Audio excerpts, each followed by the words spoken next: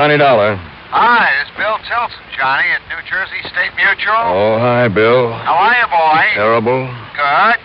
Now, I'll tell you why I'm calling, and what was that? I said, do you want to buy a pair of skis? Ski. That's right. And did I hear you say you're feeling terrible? You did. Well, what's the matter? North Slope, Chicopee Mountain, New Hampshire, over the weekend. Oh, getting a little too old to tackle that North Slope, huh? No. But if you took a fall on it, a bad one. I sure did, but not the way you think. Oh, you mean you fell for some cute little blonde? No. Doc Hubble and I had just started up the mountain on the ski lift when my chair broke loose and fell on top of me and almost busted my back. Hurts even to talk about it. Oh. So over the past 3 days, I've been doing nothing but sitting around my apartment here, quietly suffering and feeling sorry for myself. Oh, that's too bad, Johnny. And to make matters worse, Doc has me all strapped up in one of these corsets, one of these sacrolumbar supports. Ooh, brother. I hardly even breathe without wincing. Oh, I'm sorry. So have you had any idea about asking me to tear down there to Jersey? Oh, I wouldn't think of it, Johnny. Well, I'd better see if I can get hold of somebody else. I'm afraid so. Even if it is Larry Moody that we finally got a line on. Yeah, you better get some other investigator on it. Larry Moody? Yeah. Fingers Moody, the safe operator? Yes. You got a lead on him? We sure have. But if you're not in shape... Well, what's the matter with you? Why didn't you say so? Well, if you're on the sick list, Johnny... Well, let somebody else have a crack at that crook, not on your life. Now, listen. Oh! Yeah, you see, with that back of yours in bad shape... What are you talking about, Bill? You sit tight. I'm on my way. Oh!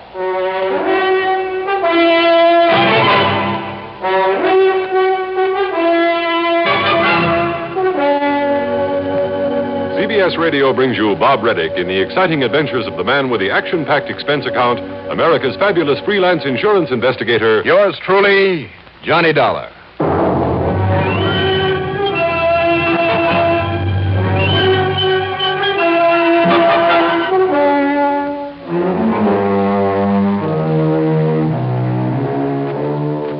Expense account submitted by Special Investigator Johnny Dollar to the New Jersey State Mutual Life Insurance Company, Trenton, New Jersey. Following is an account of expenses incurred during my investigation of the short-term matter.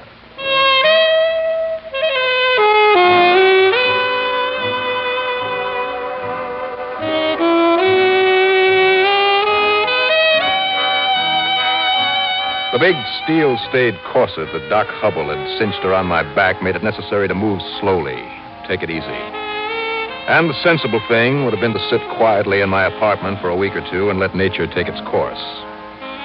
But if Bill Tilson really had a lead on Fingers Moody, if there was any chance of my catching up with him, well, the mere thought of it made me feel 100% better. Except when I made a sudden move and caught my aching back off guard. So item 1 on the expense account is $6 for a taxi out to Bradley Field.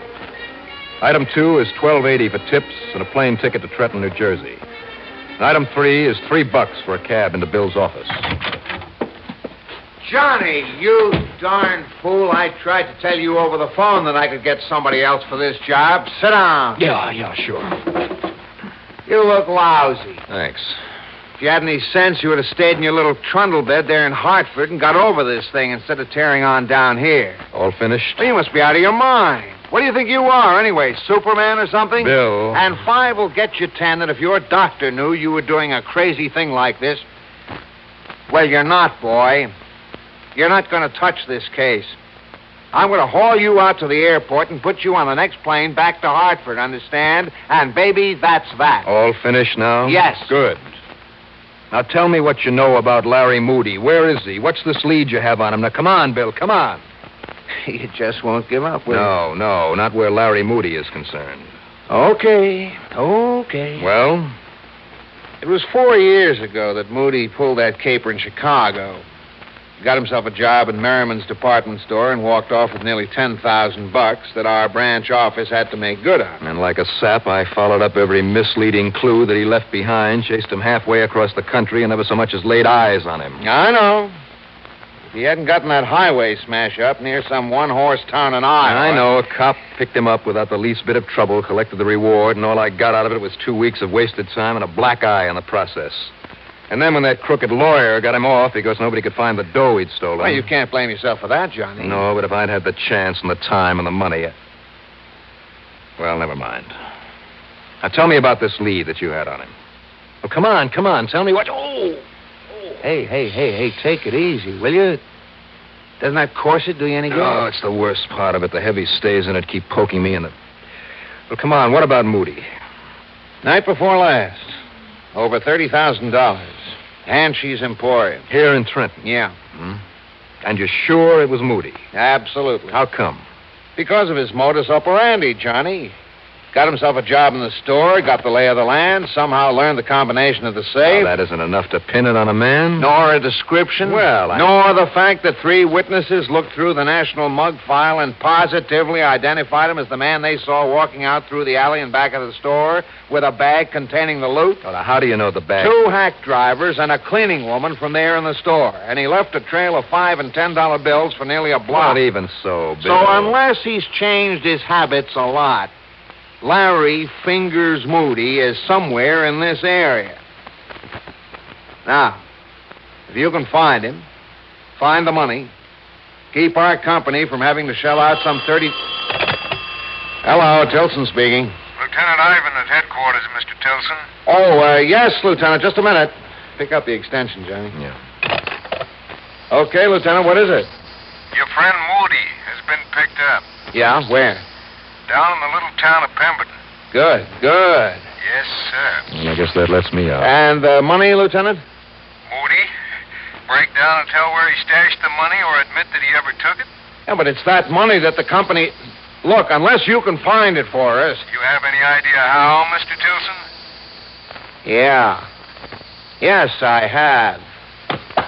Johnny. Yeah, I heard. Well, what Lets is you out, did you say? Well, if they found him, Bill... Lets you out nothing, Johnny. You find that 33 grand for us.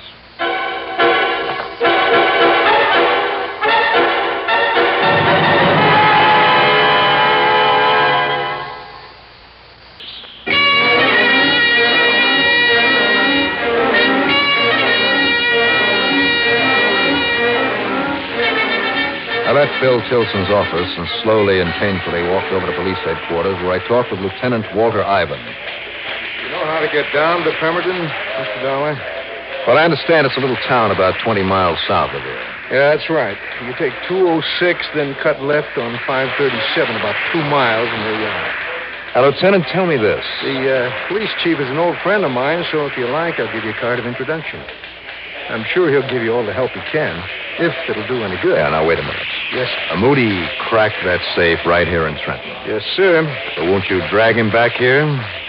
Well, yeah, sooner or later. Well, what do you mean by that? You see, Pemberton doesn't want to let us have him until they can settle their charges against him. He pulled another robbery down there? No, sir. What they're holding him for had nothing at all to do with the Hanchy job here in town. Well, what did they get him for? We're running down one of the town's leading citizens with his car. I see. And Pemberton isn't a very big place, you know. Doesn't have too much excitement, and I guess they want to make a big thing of it. Oh, fine. As a matter of fact, they didn't even know he was the man we wanted until after they had arrested him. Locked him up. Now, look, Lieutenant, if he can get himself out on bail and then skip town... No danger, Dollar. I made sure of that myself. No bail. How long, then? Before we can get him up here without a lot of extra legal rigmarole? Yeah? Who knows? But don't worry. We got all the time in the world. Well, maybe that's something in my favor. What? What's that, sir? Tell me, Lieutenant. Yeah, what's that? How much of a jail have they down there? Oh, nothing like ours, of course. They hardly need it at all in a quiet little town like that, but I'm sure it's adequate and they'll have no trouble. Now, why'd you ask a question like that, Mr. Dollar? Well, I've just thought of a little stunt. And, if it works... Yeah? Well, you see, my job is to find out what Moody has done with that $33,000. Yeah, and from what I know about him, you're not going to have much luck. Why not? Dollar, I was on the force in Chicago when he pulled the Merriman job out there. You know about that? I certainly do. Well, they had just as strong a case against him as we have. But could they get any line on the money? From Moody? No, sir. And, mister, they never will. Or on this job either. I myself tried to break him down out there in Chicago, and believe me, I know what I'm talking about. I know what you mean. But whether we find this Hanchy money or not, we're going to nail him for it so tight that... What is this little stunt of yours? What? No, Lieutenant, if I told you what I planned to do, I'd never get away with it. Why not? Because I don't think you'd let me. But knowing what I do about Moody, and with him not knowing me, Lieutenant, I'll say... Oh, back is really kicking up. Huh? No, it's this darn corset. But they say you can get used to hanging if you hang long enough. Why don't you take it off? No, hardly. But now, wait. About this plan of yours... As I started to say, Lieutenant, I'll see you later. Hey, now, darling!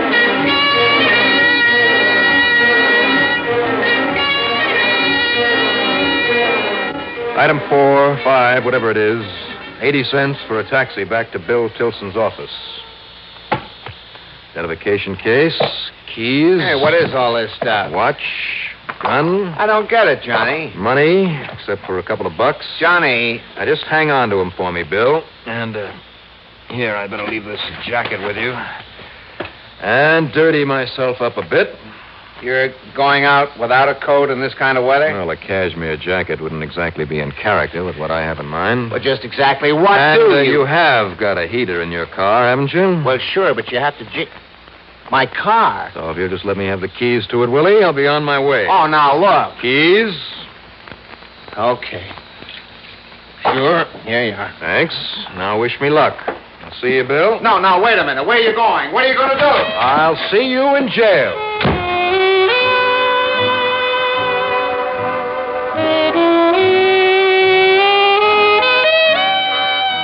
Well, needless to say, Bill thought I was kidding with that parting crack. But I wasn't. Item 6, $1.27 that I spent in a hardware store on the way down to Pemberton for an extra key to his car, among other things. When I arrived in that pretty little South Jersey town, the first thing I looked for was a traffic cop. And lo and behold, I found one standing directing traffic in the middle of the main intersection. So I sat there with an engine idling, carefully, deliberately holding up traffic until he signaled the cars to move in the other direction.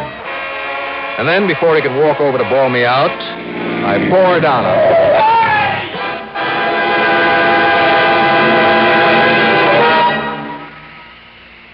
The net results, exactly 17 minutes later, I was rather roughly shoved into what I suppose you'd call a semi-private room. Okay, now get in there. And listen, buddy, until you're ready to talk and tell us who you are, you better not try anything. All right. Take it easy, will you? I got a bad back. I had my way. I'd take that corset off you and let you really suffer for what you tried to do to run down Officer Conroy out there. Will you try it? I'll sue you, buddy. Yeah, sure you will. And if we check the license and find out that car you was driving was stolen... Oh, drop dead. So now I got company. Yeah, who are you? My name is Moody. Larry Moody. Sit down. Make yourself comfortable. Why? You think they're going to keep me in this lousy clink? You really mean that, my friend? That's right. I mean, I'm getting out of here and fast. Breaking out, I suppose. Now, what else? You really think you can? Think I can? I know I can. Let's see. Alone? You mean you too? Perhaps. Well, my friend? Well, my friend, that, depends.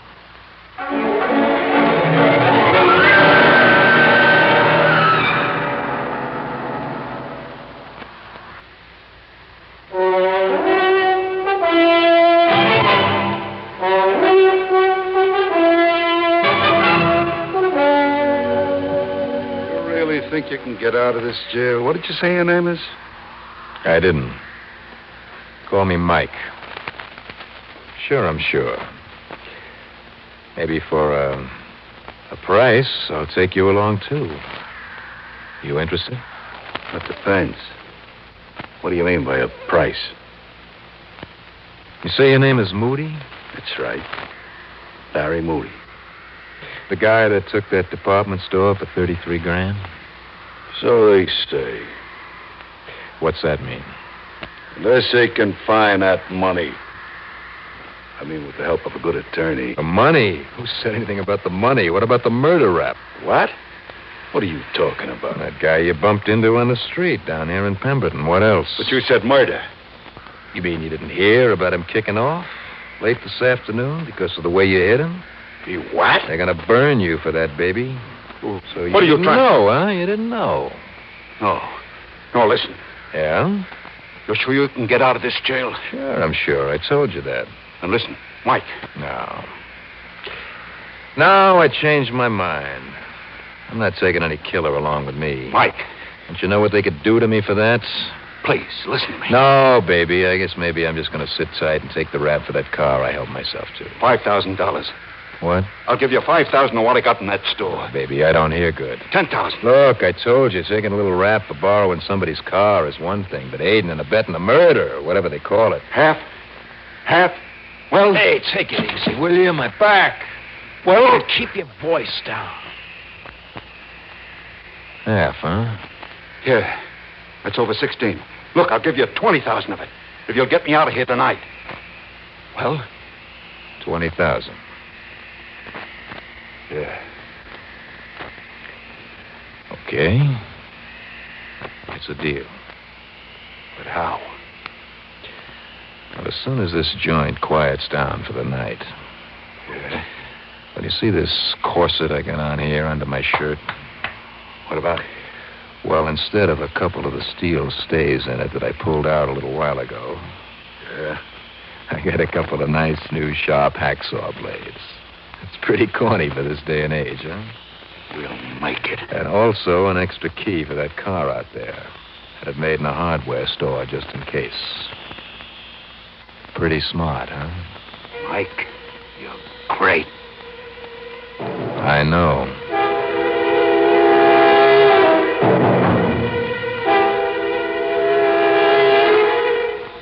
So shortly after midnight, yours truly, Johnny Dollar, and his cellmate, who now thought he was a killer, proceeded to cut their way out of that jail.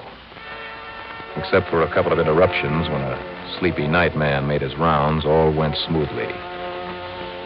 By a bit after 3 a.m., we were in Bill Tilson's car following a back road into the outskirts of the tiny town of New Lisbon. All right, Mike. I just follow along the railroad. Sure, Larry. It's a lousy road, though. I certainly hope nobody saw us leave that jail yard back in Pemberton. See any cars following us? No. Well, all right. This sure ain't much of a road. Ah. Stop. Where? Right around back of that tool shed beside the tracks. You mean this little building right here? Yeah. And turn off the lights. There's plenty of moonlight. Whatever you say, baby. All right, now. Now, wait a minute. You mean here's where you got all the dough stashed? Up under the eaves of that tool shack. Wait for me. You want some help? No, I'll be right back. I sat there and watched, ready to jump out after him if he tried to make a break. After all, I had no guarantee that he wouldn't try a double cross, or even that he really did have the money out there. I watched him push a couple of crates against the side of the shack, climb up on them, and then pull a heavy sack down from under the eaves, and walk on back to the car. But what I didn't see until it was too late. All right, here it is. $33,000. So we split it now? No. Why not? Because it ain't all I had hidden away. I also had this. Hey, now, wait a minute. Get out of the car, punk, on this side. Double cross, huh? Get out. Well, so help me, I'll let you have it right where you are. Mr. Johnny Dollar. Dollar? That's right. You think for 1 minute I didn't know that you're Johnny Dollar, that lousy insurance dick who chased me all over the country 4 years ago? I see. That voice of yours alone is enough to... Make you very dead, Mr. Dollar. Moody. It's no use. Now, wait, listen. Get out, Dollar, like I said, or I'll kill you right where you Oh, are. listen, there's a car coming this way. That still won't work, so just get... You're right. There's no lights. Because it followed our lights. Now, listen. That means a police car. Now, let me in there. Not you, baby. Come back!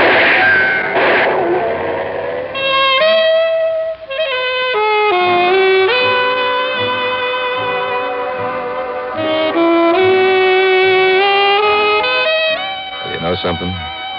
That was a police car. It had been following us all the way from the jail in Pemberton. And the only reason they let us break out was because Bill Tilson, reading my mind, I guess, had called the chief of police, had told him who I was. And the chief figured out why I'd got myself locked up and what I was up to. He and his boys nabbed Larry Moody with no trouble at all. The moral of the story? Don't ever underestimate the ability of a small-town cop. Oh, I beg your pardon. Police officer. Expense account total, including the trip home, $82.80. Yours truly, Johnny Dollar.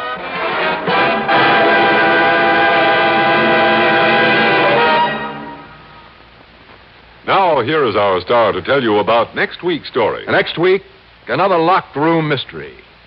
See if you can figure it out. Yours truly, Johnny Dollar.